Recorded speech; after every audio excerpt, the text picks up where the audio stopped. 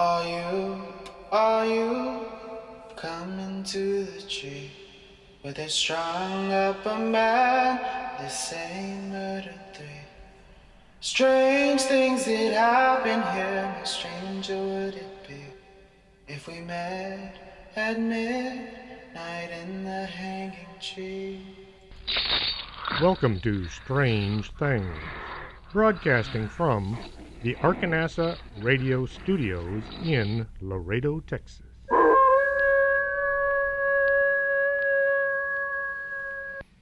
And welcome to the show. I'm your host, Chris James.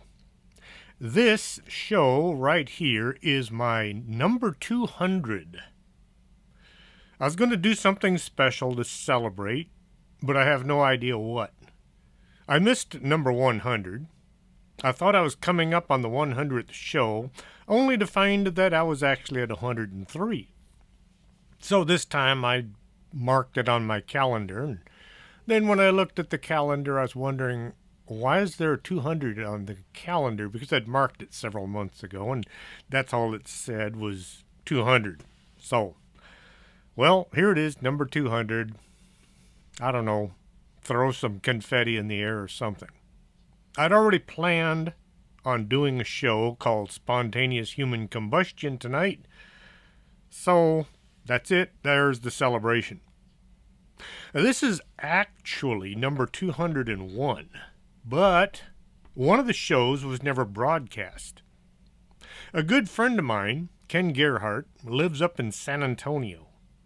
He's written a few books and has gone looking for strange creatures all over the world. You may have seen his show, Missing in Alaska. I really loved that show. Too bad the people at the History Channel decided to bump it over to a different channel, and I guess they just didn't think the audience was out there. But, well, you can still see it on YouTube. If you do watch it on YouTube, be advised. The audio sounds a bit weird because whoever put the videos on the internet, they had to mess with it a bit so that the editors at YouTube wouldn't catch on, I guess. That's one of those things. I don't think the folks at YouTube ever even bother to look at anything. They just use computer programs to do everything. Well, anyway, getting back to Ken. After I'd started doing the show, I sent him a note and I asked if he'd like to be on. He said yes, but he'd need to check his schedule. At the time, I did a live show, which, that's insanity. Live shows, things can happen that you're not prepared for. And when things happen, well, it gets exciting and confusing really fast. So, finally, Ken was able to tell me that he was available a certain time late at night. So I nipped on down to the studio late one Wednesday evening, back when I didn't have my own setup. I called Ken, and we talked about his book, A Menagerie of Mysterious Beasts. It was new at the time. It was a good interview, and I really appreciate Ken taking the time to come on. Then Saturday rolled around, and I hit the button to send the show out to the world. All we could hear was music playing. And it wasn't even my kind of music. I checked the studio computer. I searched everywhere. Arturo tried to find it as well. We came to the sad realization that the show was a bust. I managed to get Ken back on the show a few years later. The gremlins were still messing with me. Ken's voice was recorded way too low. I had to chop the show into tiny little bits, wherever his voice was and wherever my voice was. And then I had to move the volume up on all of his sections, and I had to turn the volume down on my own. It took 5 hours to edit a 1-hour show. No, it's not worth it. Maybe if I was making thousands of dollars a week or a month, I might consider putting a heck of a lot more effort into the show, but it's not that kind of show. And then, storing 200 shows at a server costs money. I can only keep about 70 shows on Podomatic. It costs me about $400 a year to do that. If I wanted to pay $740 a year, I could get unlimited storage. Well, like I said, this is a hobby. I don't get money from any of the people that I advertise for. Friends and relatives. So, if you want to hear any of the older shows, say number 100, you can find them at YouTube. But be sure to spell out the whole name, Strange Things with Chris James. Otherwise, you'll get one of the other Strange Things broadcasting. Surprisingly, there are quite a few. There's Strange Things with this guy and Strange Things with that guy and just plain Strange Things. I'm pretty sure I had the name first, but I can't even swear to that. So, like I said, if you're going to go looking through the archives, go ahead and put in the whole thing, Strange Things with Chris James, or maybe you want to listen to some of the other people. Excuse me, it's up to y'all. I'm not telling you what to do, just that's where you have to go if you want the older shows. Now, tonight's show was suggested by Bill Lahr. He sent me a few ideas, and this was number 1, so here it is. Bill, you get to be number 200. Just thinking about spontaneous human combustion makes me uncomfortable. A person is sitting there, all alone, not doing anything dangerous or even strenuous. Suddenly, they burst into flames and burn to a crisp in so short a time period, the furniture they're sitting on is hardly scorched. Most of the body is reduced to ash in just a few minutes. It takes a crematorium an average of about 2 to 3 hours running at 2,000 degrees to cremate a human body, thereby reducing it to about 3 to 7 pounds of cremains. That's what they're called. The body is subject to a jet engine-like column of flame, which is aimed at the torso. The heat burns the entire body up, but first it has to deal with that 75% water. So you got to get rid of the water before you can turn the rest into ash. Once the body is completely burned, the chamber is then cooled and the cremains have to be dealt with some more. It still kind of looks like a human body. There are skeletal remains. They sweep the whole thing out onto a container with a long hoe and a wire brush. Then they have to take a magnet and run it through the ashes to pick up any metal parts left behind, such as fillings or plates or hip replacements. These can interfere with the next process, which is the grinding. The metal parts are disposed of with other biological materials, or they're recycled. Then the bones are sent through a grinder, a cremulator, that uses ball bearings or rotating blades like a blender. The remains are pulverized and then poured into a plastic-lined container or an urn for the family's choosing. The cremation remains are usually pasty white in color. These remains are transferred in a cremation urn and given to the relatives or a representative. The bones do remain somewhat intact. Remember, they have to be ground down in order to become powder. Keep this in mind as I go through some of the following cases. This isn't some kind of new try that again. This is not some kind of new internet-fueled story. A spontaneous human combustion has been around for centuries, probably much longer.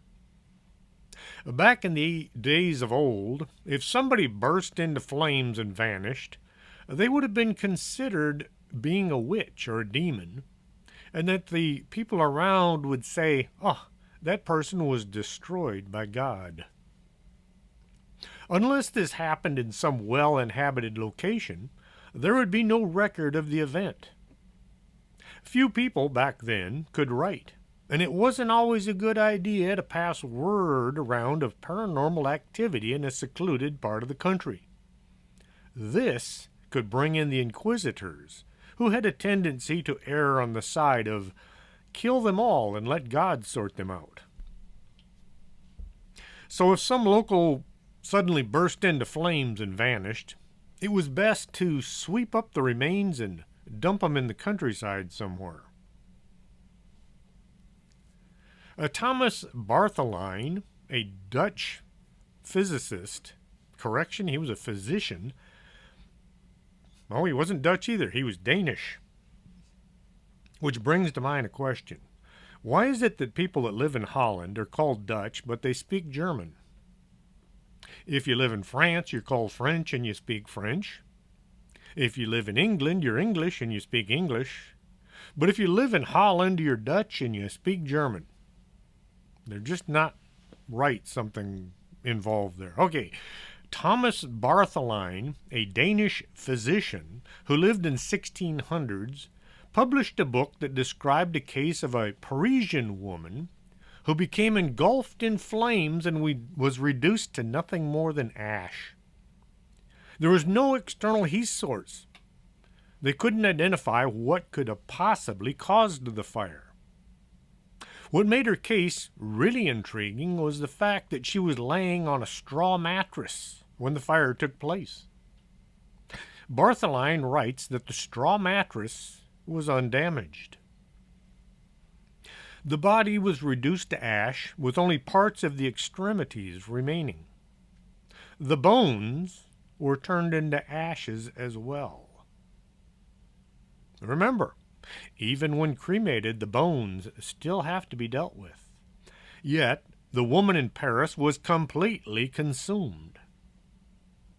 This, combined with how long it takes to cremate a body, how could the straw mattress have survived? In 2 or 3 hours, the entire building would have gone up in flames. I used to be a firefighter. That was a long time ago, back when we were still called firemen. I had a badge that said fireman on it. Somebody acquired my badge and failed to return it. I know who it was. It's not really worth pursuing. He was a friend of mine, and hey, if you're listening, I want my badge back. For several centuries, people have debated whether human beings can spontaneously combust or burst into flames without being ignited by some external source. Thomas Bartholijn wrote a book, The Historiam Anatomicarium Aurarium, which catalogues strange medical phenomena.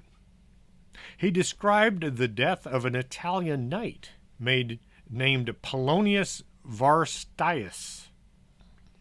According to Bartholijn, in 1641, a knight had enjoyed a few glasses of strong wine. Wine runs from 11 to 13% alcohol, which is actually 20 to 25 proof. Proof in alcohol comes from when booze was being shipped all over the place that was little more than fruit juice with grain alcohol added. To prove the drink contained enough alcohol, the bartender would set it on fire. In order to support a flame, the drink has to be 40% alcohol. To confuse things, the alcohol providers would up the percentage to being 80 proof. When shipping wine around in ships, they discovered it would turn into vinegar long before the trip was over. To keep the wine drinkable, the wine providers would fortify the wine by adding more alcohol. This would give wine as much as 20% alcohol, or 40 proof. Folks liked the side effects of fortified wine and would continue drinking it on shore. Well, this knight was drinking fortified wine for a stronger wallop. Polonius let rip with a huge belch. Flames shot from his mouth. He collapsed to the floor dead. The insides of his body had been burned to ash in a few moments. The wine couldn't have been the cause of the flames. It was only 40 proof. Half the amount of alcohol in order to promote combustion. There had to have been something else involved. A Countess Cornelia de Bondy, who lived in the 1700s, was found halfway between her bed and her window one morning, with everything except her lower legs and 3 fingers burned. She had apparently calmly risen from her bed to open the window in the middle of the night, burst into flames before she could reach the window. Now there were candles in her room. This was the only source of light at night. The candles were used at some time the night before. The fact that the candles were still sitting in their holders and the wax still present rules out her brushing up against a lit candle. Soot covered the room, including some bread on a plate that she had left on a table by the bed. Well, the bread was taken outside and offered to a dog, and the dog refused to eat it. It probably had a smell only he could sense. A spontaneous human combustion, or SHC, gained wider exposure in the 19th century after the popular author Charles Dickens used it to kill off one of the characters in his novel Bleak House. Crook, spelled with a K, is a rag and bottle merchant and a collector of papers. He's the landlord of the house where Nemo and Miss Flight live and where Nemo dies. Nemo is a law writer who makes copies of legal documents for Snagsby. Miss Flight is an elderly eccentric. Crook seems to subsist on nothing but gin. He dies from a case of spontaneous human combustion, something that Dickens believed could happen. When critics accused Dickens of legitimizing something that didn't exist, he pointed to research that showed 30 historical cases, including the ones I've already mentioned. When I was about 10 or 11, I first heard about SHC, and it terrified me. I was convinced I might burst into flames at any moment. It took me a few months to come to the idea if I was going to burst into flames, it would have happened by then. I would look into weird phenomena on occasion, always hoping I would never get a first-hand experience. Here are a few more cases I came across that are still being debated as to what may have caused these people to die suddenly without explanation. A 67-year-old resident of 1200 Cherry Street, northeast St. Petersburg, Florida, Mary Reeser had spent the evening of the 1st July, 1951 in her usual way. She had received some visitors from her son and neighbors. Being somewhat elderly, Miss Reiser was wearing a rayon nightgown, bedroom slippers, and a robe all day. I find I now dress more for my own comfort rather than the situation I'm in. Why dress up if I'm staying inside all day? When her company left, everything in the apartment looked normal. The following morning, July 2nd, a telegram courier arrived and knocked at the door. When he received no answer, the telegram courier asked if the neighbor knew where Mary might be. A telegram wasn't something you just slipped under the door. It had to be hand-delivered to the recipient. It had to be paid for. The neighbor said she should be home, and so the doorknob was given a try to see if she was okay. The doorknob was hot to the touch. This startled the neighbor who, thinking there might be a problem, summoned the police. Today this might sound a bit odd, but back then this was how things were done. You didn't lock your door unless you were going out of town. If there was any kind of a suspicion of trouble, you called the local police officer who was known to everybody in the neighborhood.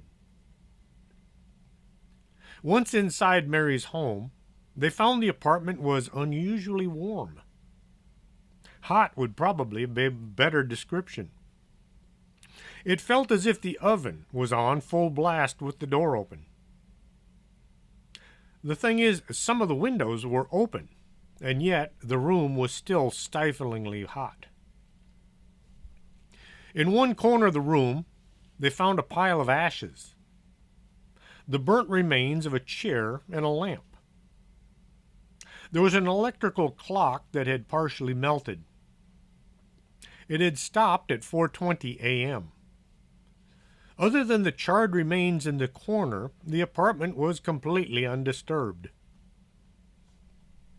Upon closer examination, they found a woman's left foot, still wearing a slipper, in the ashes. That was all that was left of Mary Reeser. There was no sign of a break-in or burglary or any other outside influence in the apartment. The authorities were stumped and they began to call in consultants, trying to figure out what had happened.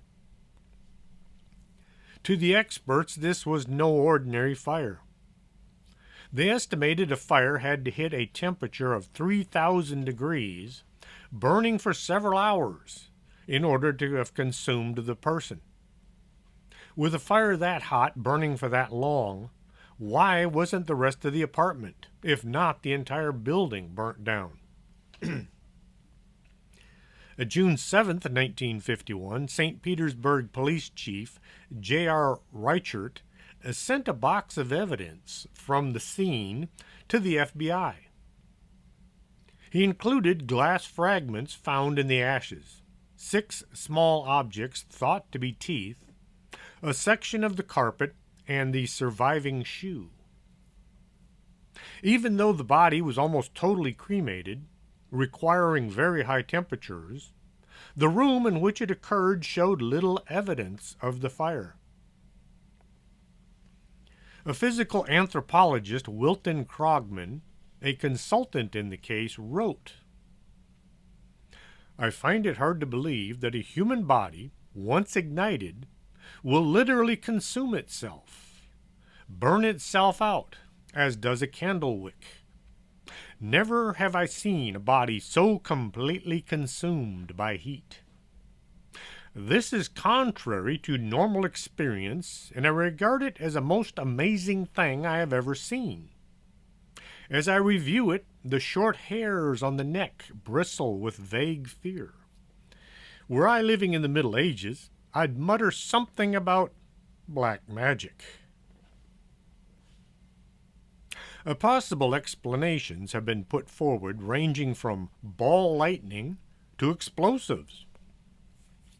After an investigation that went nowhere, police finally said the case was neglected cigarette. Mary Reeser became known as the Cinder Lady. There are dozens of images on the internet if you want to check them out. The thing to consider is she had to have burned at 2,000 to 3,000 degrees for 2 to 3 hours if it were an ordinary cremation.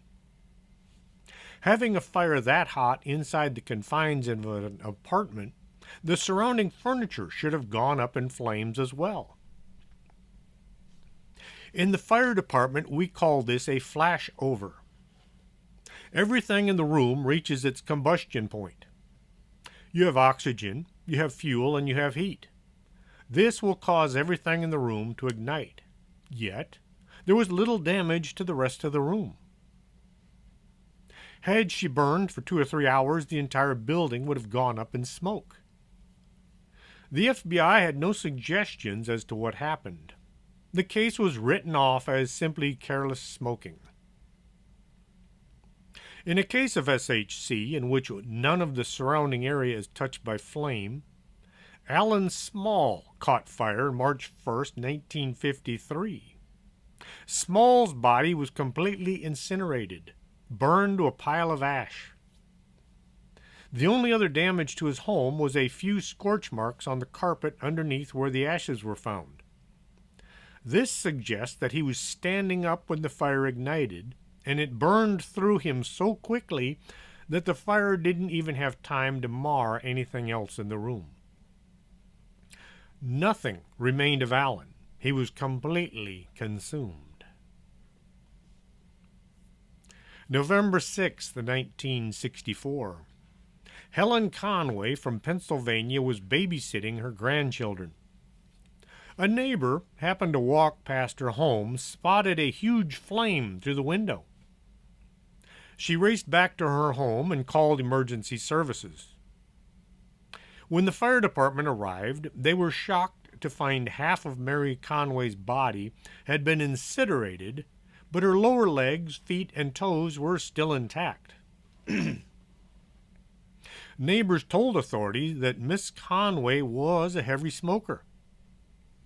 Friends of the deceased woman also made mention that both her furniture and house robe had many cigarette burns, thus making her seem careless. Investigators soon found that despite her level of care when she smoked, it is impossible to cremate a human body from a cigarette. The fire investigators tried to reconstruct the incident. They found that Mrs. Conway was alive at 8:40 a.m. The fire ignited suddenly at the base of her body, where it was sitting in a chair. The fire then burned straight upwards, possibly being fed by the fat in the woman's torso. The witness to the fire made the call to the fire department within 3 minutes of leaving Helen Conway's house. This would have been at about 8:43. The fire department arrived to find her remains at 8:48. Fascinated by the speed in which the whole incident occurred, investigators concluded that it took approximately 6 minutes for Conway to burn to death while sitting in her chair. Joe Nickel, a fire investigator, not the guy from the Skeptical Inquirer, Joe Nickel, a fire investigator, found that the fire must have been incredibly intense, similar to a grease fire in a kitchen. An assistant chief found that while searching through the dense smoke for the victim, he sank his hand into something greasy, which turned out to be the woman's remains. Reports initially indicated that Miss Conway was a victim of what's called the wick effect.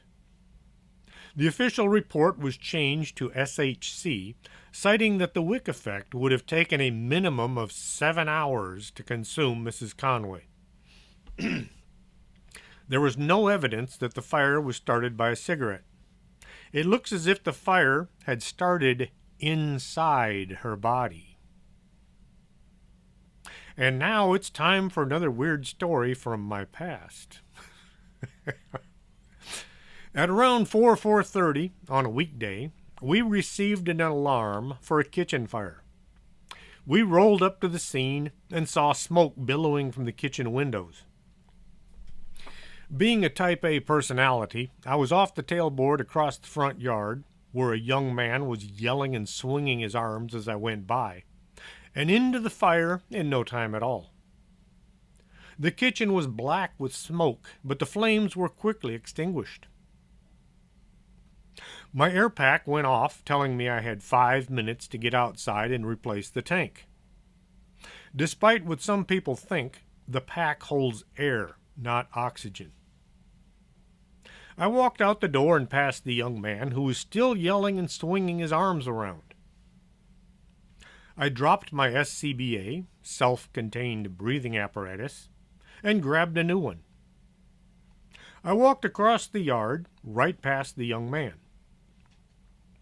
As I was almost to the house, it dawned on me that kid was swinging a huge butcher knife around. I turned and looked, and sure enough, he was holding a 12-inch knife. I made a wide berth around him and pointed out what was going on to the police. They pounced on him and wrestled the knife from his hand. It turned out the kid had accidentally set his house on fire. He was trying to get us to work faster and get the fire out so his folks wouldn't know he'd just about burned the house down. He was in a panic, and the rest of us were so focused on the fire we never noticed that he had that big knife, and I guess that was his idea of motivation. I'll take this big knife and I'll threaten people with it, and they'll work faster. I'm kind of curious, wondering, did he really think that once we put the fire out, his folks wouldn't notice that part of the house was damaged? Well, he was kind of young and he was in a panic. John Irving Bentley was last seen alive on December 4th, 1966. Friends visiting his home wished him good night as they left at about 9 p.m. The following morning, the meter reader, a man named Don Gosnell, let himself into Bentley's house. This was a regular arrangement due to Bentley's not being very healthy, and so he simply left the door unlocked so the meter reader could come in. Don went to the basement to check the meter. While down there, he noticed a strange smell, and there was a cloud of light blue smoke. He explained the smoke smelled somewhat sweet, like starting up an oil-burning central heating system. On the ground was a neat pile of ash, about 12 inches deep. One day, during a car accident, I stuck my head in a car where two women had just died from fire. It was a Pinto that had gotten rear-ended by a drunk in a Camaro. The Pinto burst into flames, just like that scene in Top Secret, the 1984 movie starring Val Kilmer. To me, the smell was like a barbecue. The people have said that dead bodies smell bad when they're burnt, but I disagree. It just smelled like burnt meat. Kind of sweet, but nothing nasty. What Don had found was all that remained of John Bentley. When the authorities arrived and began their investigation, they discovered the floor underneath the ash was unmarked. The police did find a hole in the floor above their heads. This led them to the bedroom upstairs. In England, what they call the first floor is actually the ground floor. Let me rephrase that. What the English call the ground floor is what we call the first floor. To them, the first floor is what we call the second floor. Now, try not to get confused by their English. When I was younger, I read a lot of English novels, and it took me a while to figure out their form of English. So we have a first floor and a second floor. In England, they have a ground floor and a first floor, and they're describing the same building. Yes, their English is horrible. In the bedroom, they found smoke. They found the rest of Bentley's body as well. All that was left of the aging doctor was the lower half of his right leg, with a slipper still on it. The rest of his body had been reduced to a pile of ashes that fell through the floor into the basement below. His walker laid across the hole in the floor that had been generated by the fire. The rubber tips on it were still intact, and the nearby bathtub was barely scorched. How could the body of Dr. Bentley be mostly consumed by flames, and the walker, which is made from aluminum, remained intact? If nothing else, the frame should have been warped and melted. The rubber caps were not even charred. At 2,000 or 3,000 degrees, there should have been a lot more damage. Even the floor was hardly damaged, with the exception of the small hole right under where the man had fallen.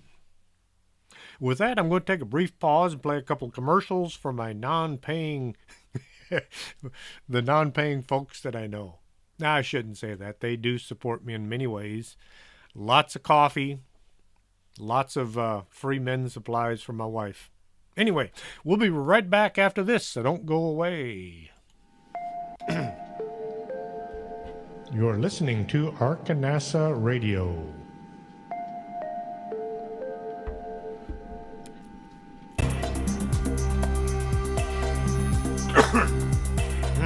Did you hear a bump in the night and you think it just might be a ghost?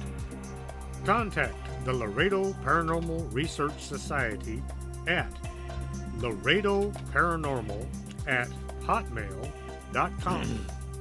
That's the LPRS for all your otherworldly needs.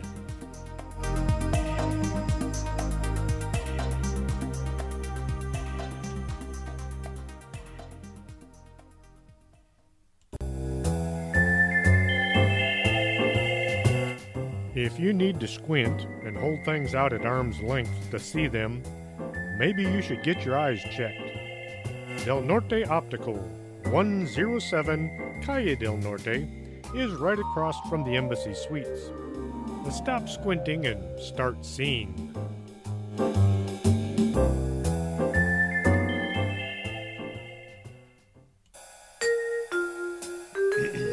Makeup isn't something you want to just smear on and hope for the best. You might come out looking like Lon Chaney. Call Lourdes James, independent beauty consultant, and get a free makeover to see how makeup should be done. 956-723-3019.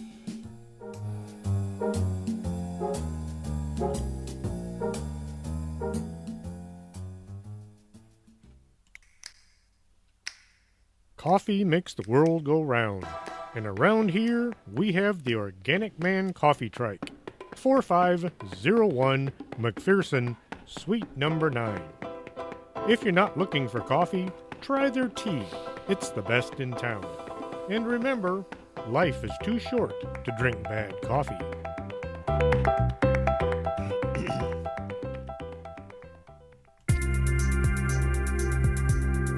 This is Arkanasa Radio you've been listening to.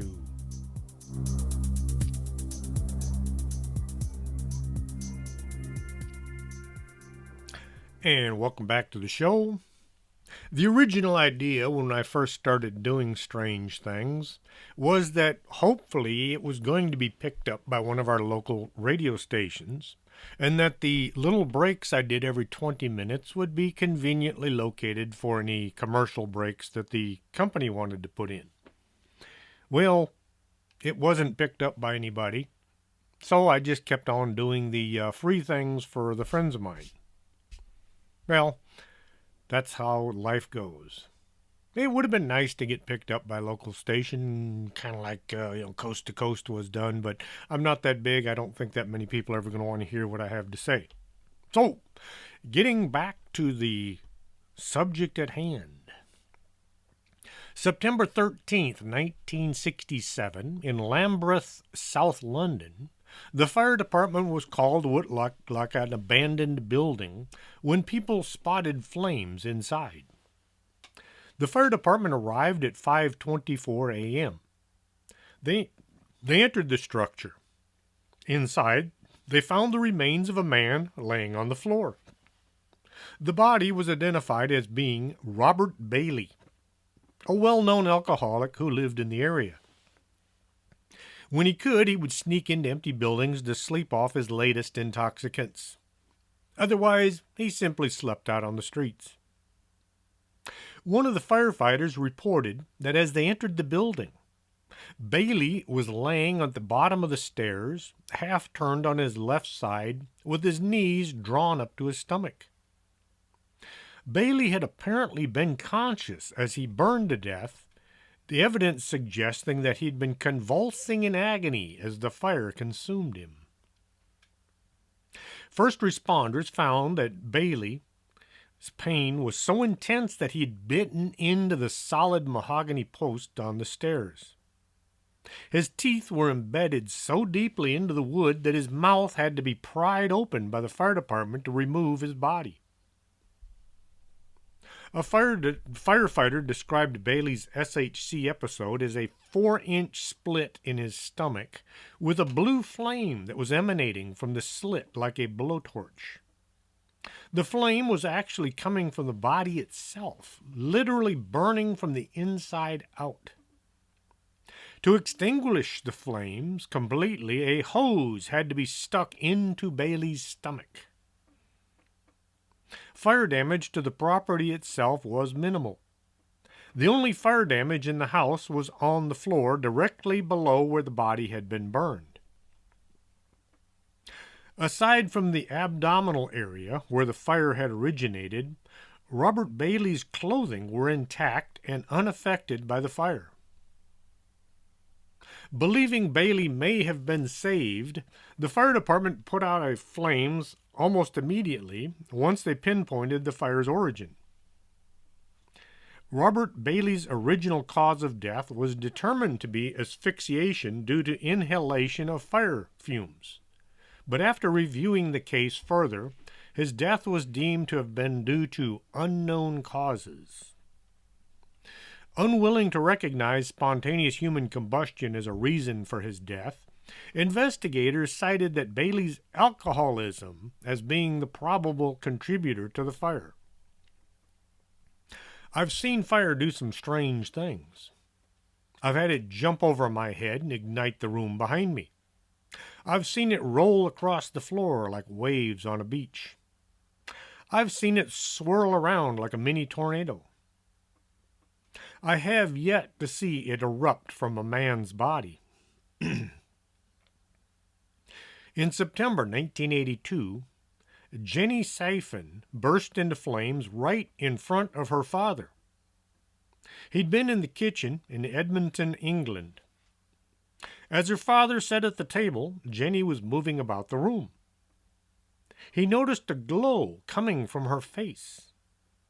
Flames jumped from her mouth, and then her entire body was on fire. The fire department arrived, followed by the police. The investigation could find no reason to explain what had happened. The case was ruled as misadventure and left as open. March 26, 1986, George Mott, a retired firefighter, burst into flames and died. This almost sounds like revenge coming from the fire. He fought fires for years, and then, when he was old and tired, the fire snuck up on him and took him out. When he was found, what remained of him were mostly the ashes on the floor beneath his mattress. Investigators looked into his death, ruled out this being caused by a gas leak or from an electrical fire. At first, somebody tried to suggest the fire was caused by an arc of electricity jumping from an outlet. The outlets around the bed showed no signs of burn. When electricity and gas were ruled out, it was suggested George died due to smoking in bed. Trouble was, George didn't smoke. The funny thing, back when I was a firefighter, just about everybody at the station smoked. In the left-hand front compartment of every engine, there was a fishing tackle box that held a bunch of different kinds of cigarettes and lighters. A pack of smokes wouldn't have survived being inside our gear. It was a bad idea to enter a burning building with a plastic lighter. So this led to keeping the needed supplies in the units. It always struck me as just a bit weird to come stumbling out the door of a smoke-filled house, cough out a few lungfuls of smoke, and then light a cigarette. Yet we did it all the time. One time, the lighters were missing from the box. So, one of my fellow firefighters took a cigarette into the burning building, inside the burning building to get a light. Talk about hardcore. Yeah, that's how we used to do things back in the day. This was back when we used to ride the tailboard, too. And every once in a while, the truck would hit a big bump and you'd wind up laying in the middle of the street. I can't count how many times I got bounced off the back of a fire truck. Well, getting back to George, he must have burst into flames, burned a hole down through his mattress, and then the fire went out on its own. Aside from the hole, the rest of the mattress was still intact. 1980, a 73-year-old Henry Thomas was found burned to death in the living room of his council home in South Wales. A council home is a form of British public housing built by local authorities. It was reported that his entire body was burnt to ash, leaving only his skull and a portion of each leg below the knee. According to the police officers who arrived at the scene first, there was a fine mist of human fat covering all surfaces in the room, which had evaporated in the extreme heat of the fire. The front panel of the TV was melted as well, despite being at least 15 feet from the body.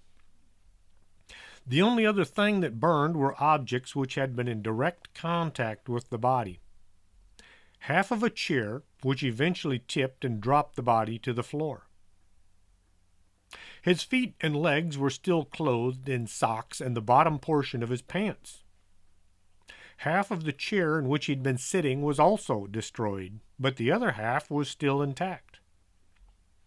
As investigators muddled through the possible crime scene, they noticed that his feet were completely unburned. They also took note that the area surrounding his body was practically untouched by the fire. Forensics officers concluded that Thomas's death was due to the wick effect. The wick effect is the name given to a partial destruction of a human body by fire. It suggests that a small external flame source, such as a burning cigarette, chars the clothing of the victim at the location, splitting the skin and releases subcutaneous fat. When the clothing of the victim soaks up the melted human fat, it acts like the wick of a candle. This explanation is often given to those that don't subscribe to SHC theory. They're assuming that Henry smoked. I've noticed over the years that some folks will grasp onto any theory that doesn't include the unexplained. The wick effect makes sense as long as A. The subject involved smokes. B. The cigarette falls to their body unnoticed. C. The fire burns uninterrupted long enough to burn through the skin and then melt the fat underneath. And D. The fire burns hot enough and fast enough to consume the person involved, all while not burning things around them. I find this explanation wanting. Like I said before, back when I was a firefighter, we all smoked. I can't count the number of times I would drop a cigarette on the leg of my jeans or sometimes someplace a little more interesting. And yet, I never burst into flames. Nope, there's just something about that explanation that doesn't hold water. Agnes Phillips was one of the few spontaneous human combustion victims that actually survived for a few hours before dying from her burns. August 24th, 1998, Phillips caught fire in a car on a busy street in Sydney, Australia. Her daughter, Jackie Park, saw smoke coming from her mother's car. She rushed over and opened the door. Agnes was the only thing in the car that was burning. A man that saw the activity helped pull Agnes from the vehicle and the fire went out on its own. There were no possible ways for her to ignite while sitting in the car. The motor wasn't even running. Agnes didn't smoke. There was no source of ignition. To this day, the cause of the fire is still undetermined. Agnes died in the hospital a few weeks after the incident. 2010, 76-year-old Michael Faraty in Galloway, Ireland, was found consumed by fire even though nothing in the room around him was burned. The human body is composed mostly of water, 60%. The water has to be dealt with before the body can burn to ash. The only part of the body that are flammable are the fat tissues and methane gas. Yes, you've heard of the blue flamers, right? Many scientists dismiss the idea of spontaneous human combustion, arguing that an undetectable flame source, such as a match or a cigarette, is the real culprit in suspected cases. Typically, deceased victims are found close to a fire source, and evidence suggests that many of them accidentally set themselves on fire while smoking or trying to light a flame. I can go into any house in my neighborhood and find possible fire sources. The electric light hanging overhead, the TV, the stove. This is just a quick way to dismiss something the guys in the white lab coats can't explain. Believers in SHC point to the fact that the human body has to reach a temperature of roughly 3,000 degrees in order to reduce to ash. Unless SHC were a genuine factor, it seems impossible that furniture would not burn as well. Proposed causes of the supposed phenomena include bacteria, static electricity, obesity, stress, and most consistently, excessive consumption of alcohol, but none have been substantiated by science so far. One recent hypothesis came from British biologist Brian Ford, who in August 2012 described his experiment with combustion in the magazine New Scientist. According to Ford, a buildup of acetone in the body, which can result from alcoholism, diabetes, or specific kinds of diet, can lead to spontaneous combustion.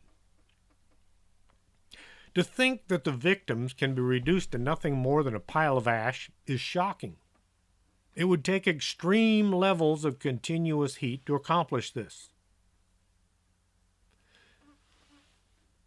Adding to the shock is the fact that oftentimes suspected cases of SHC don't result in extensive damage to items beyond the victim. Other than furniture that was close to the victim, nothing is burned or disturbed. This adds to the overall mystery of the phenomenon. Have to say it again. It takes approximately 3,000 degrees to reduce ashes. In most cases, there's extensive damage to the victim's head and torso. In a few cases, legs, feet, and arms and hands do remain untouched. However, there are cases where the entire body is gone. Considering the amount of damage done elsewhere to the victim, it's surprising that anything could remain intact. In addition to the heat, it would take time to do the amount of damage. Sometimes victims are found hours after the accident with no one aware of what happened. But then there are the cases where the victim is seen only minutes before total consumed by flames. Or, like the case in Australia, where the people actually saw it happening. Bill has a theory on how the body is mostly water, which consists of hydrogen and oxygen. Nerves carry electrical signals. So what if there is a glitch somewhere to the electrical flow in the body, and it breaks down the water using electrolysis? That would release the hydrogen and oxygen, and then they could ignite and burn hot enough to consume the body in a matter of minutes. His idea makes more sense than the cigarette falling to the victim and they don't notice theory. Water is 2 hydrogen molecules and 1 oxygen molecule. That's why they call it H2O. You can split hydrogen and oxygen by using a 9-volt battery, some copper wire, a candle, and some salt water. The human body is comprised of salt water. This is why blood, sweat, and tears all taste salty. Not the group, but the bodily fluids. A Child is Father to the Man is a cool album. I have it on CD since records don't work well in my pickup. Yes, I did have the album back when I was a lot younger. I can't believe vinyl is making a comeback.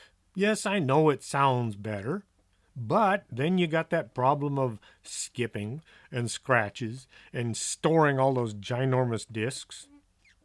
I've got this little thing. It's a little tiny MP3 player that I use at the gym. It's literally the size, it's not even the size of my thumb. I can't describe how small the thing is. It has about 500 songs on it. And if I didn't actually see it hanging from my belt, I wouldn't even realize it was there. Can you imagine trying to have 500 record albums? The weight alone would drive you nuts. Anyway, you take a copper wire and you attach it to the positive and a copper wire attached to the negative posts. For those of you that didn't catch it, the 9-volt battery is the little square one with the 2 prongs sticking up at the top. One to each terminal, but don't make a loop. You don't want to wire the 2 sides together. The wire will get hot and burn. Now place the 2 wires into water. You'll see bubbles begin to form and then burst as they rise to the surface. This is hydrogen and oxygen separating from the water. Now, if you slowly slide a candle closer and closer to the water, the flame of the candle will get brighter and taller the closer you get. This is the oxygen and the hydrogen being burned. It's weird how something used to fight fires is made up of 2 things that will cause a bigger and badder fire. It sounds as if spontaneous human combustion is the result of electrical spark inside all of us, getting screwed up somehow. This causes electrolysis, which then separates the oxygen and the hydrogen, which then catches fire from the electricity. That would explain why people have said the victim was burning from the inside out. Now, to me, this is a far more plausible explanation. What we need to figure out is how to keep this from happening. Like I said earlier, just the very thought of spontaneous human combustion has given me some pause to worry. What if? What would you do if suddenly flames came shooting out of your mouth? You only have seconds to do something because you're probably going to die really quick, really painfully. Hope you enjoyed tonight's show. If you did, tell your friends. Let them know what they're missing. If you didn't enjoy it, well, too bad. Nobody wants to hear from you anyway. Thanks, Bill, for letting me have such an interesting idea for a show. If you have any ideas that you'd like to hear me talk about on Strange Things, send me a message. You can get a hold of me at strangethings@arkanasa.com. Until next Saturday, this is Chris James for Strange Things. Are you coming to the tree where they strung up a man, they say murder 3? Strange things that happen here, how stranger would it be if we met at midnight in the hanging tree?